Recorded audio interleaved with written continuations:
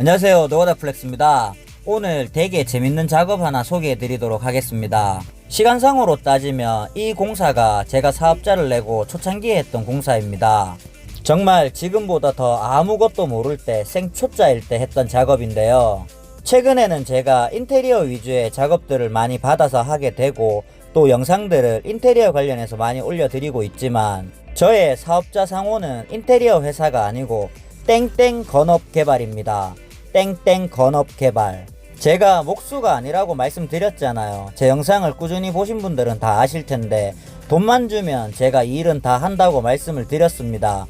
그래서 저는 돈이 되는 여러가지 공사들 제가 건업개발 관련 쪽으로 해서 제가 받겠다고 그렇게 상호를 지은 겁니다. 본론으로 들어가서 저기 지금 사진에 보이는 저 공장이 주류 납품 회사입니다. 기장에 있는 회사인데요. 저 때가 제 기억에는 아마 그 작년 9호 태풍 마이삭 때인 것 같습니다. 마이삭이 아니거나 다음 태풍이거나 그랬습니다. 그래서 그 태풍이 왔을 때 제가 광안리에 살고 있었는데 와 진짜 다음날 나가니까 간판이 다 떨어져 있었습니다. 그 정도로 태풍이 강했던 거죠. 그래서 저 주류 회사도 그 앞문 쪽에 바람이 들어가면서 그 바람 태풍에 의해서 뒷문이 터져버린 겁니다. 그 뒷문이 아니고 공장 뒤쪽 판넬이 터져버린 거죠. 저게 공장 뒤쪽 판넬이 터진 모습입니다. 제가 지금처럼 이렇게 유튜브를 할 줄 알았으면 사진 자료들을 잘 보관했어야 했는데 그때 찍은 사진들이 대부분 다 삭제가 되어 지금 현재 남아있는 사진 자료가 별로 없는 관계로 제가 말로 잘 설명을 드리겠습니다. 작업 의뢰 내용은 저기 저렇게 터진 판넬을 보수해주고 공장 한켠에 쌓아뒀던 그동안의 폐기물을 처리하는 것과 태풍으로 넘어진 담장을 보수하는 것, 그리고 저 앞마당이 주차장 공간이었는데 그 주차장을 만들기 위해서 천막으로 가림막을 쳐놨던 그 천막이 태풍에 날아가서 저기 뒤에 산속으로 처박혔습니다. 그래서 산속으로 날아간 천막 구조물을 치우고 해체해서 처리하는 것까지가 작업 의뢰 내용이었습니다. 우선 첫 번째로 한 작업이 판넬을 보수하는 작업인데요. 저 작업이 사실상 가장 힘들었던 작업입니다. 일단 작업 환경이 너무 좋지 않습니다. 저 판넬의 크기가 길이가 8m입니다. 8m에 대략 100T 정도 되는 판넬인데요. 판넬이 파손되면서 많이 훼손되었는데 일을 의뢰하신 공장 대표님께서 지금 재정 상태가 너무 좋지 않으셨습니다. 그러다 보니 제가 새 판넬로 교체를 해서 작업을 하자고 제안을 드렸는데 그 비용을 부담하시기가 부담스러워서 기존에 파손됐던 저 판넬로 대충이라도 보수만 좀 해달라고 그렇게 부탁을 하셨습니다. 작업 상황을 잠시 설명을 드리면 판넬이 가장 밑에 있는 건 붙어 있었고 그 위로 두 번째, 세 번째, 네 번째, 다섯 번째, 여섯 번째가 터진 겁니다. 즉 5장이 터진 거죠. 그러면 높이로 봤을 때는 판넬 한 장이 대략 1m로 가정했을 때 5장이면 마지막 장은 6m까지 올라가야 되는 상황입니다. 길이 8m에 총 6m의 판넬을 들어서 붙인다는 게 쉬운 일은 아닙니다.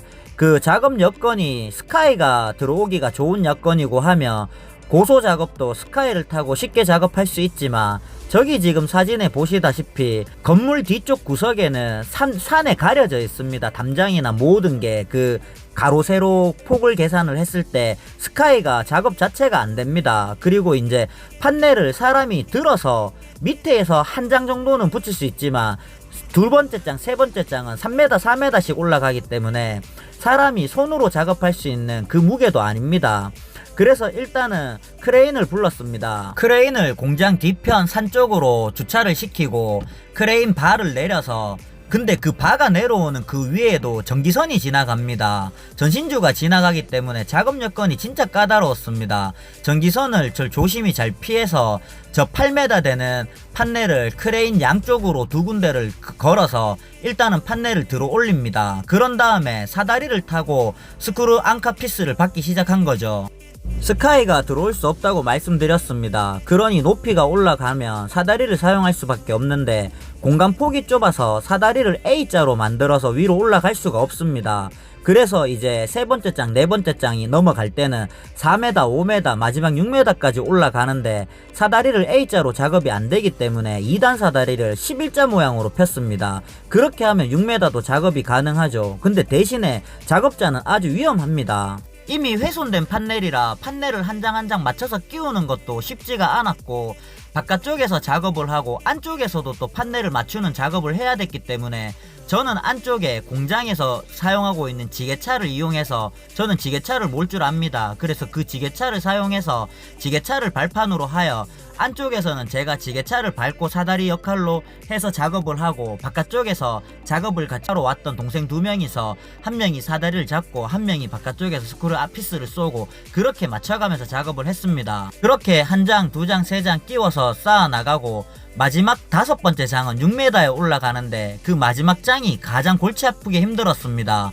판넬이 마지막이다 보니까 아래 위로 다 맞춰서 끼워야 되기 때문에 작업이 가장 까다로웠던 거죠. 어쨌든 작업 사진이 없는 관계로 더 자세히 설명드리고 알려드리고 싶지만 많이 아쉽습니다. 그렇게 판넬 보수 작업을 마치고 산속에 처박힌 천막 구조물을 어떻게 들고 나와서 작업을 할까 정말 많이 고민을 하다가 그냥 크레인으로 저렇게 걸어서 들어서 떠냈습니다.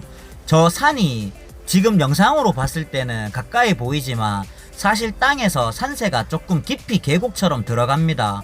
제가 혼자서 들어가서 저 구조물이 상당히 큰데 구조물을 밟고 해서 크레인의 중심이 맞도록 구조물 털에다가 그 크레인을 잘 걸어서 저렇게 밖으로 땅으로 지상으로 드러낸 거죠.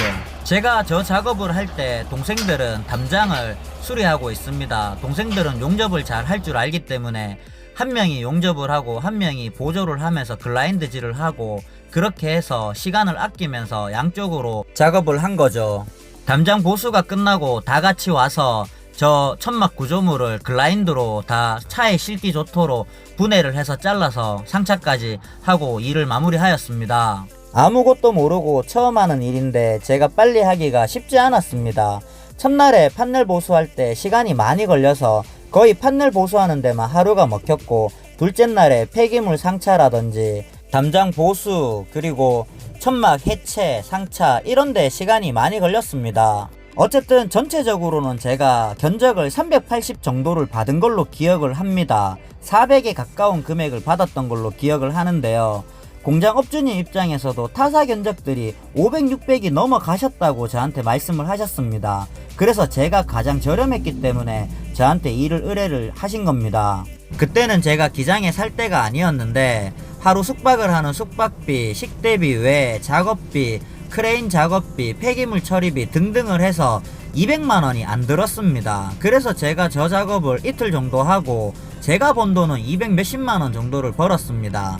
저런 작업이 저는 제가 경험상 너무 재밌었던 작업이었고 돈도 조금 재밌었던 그런 작업이었습니다.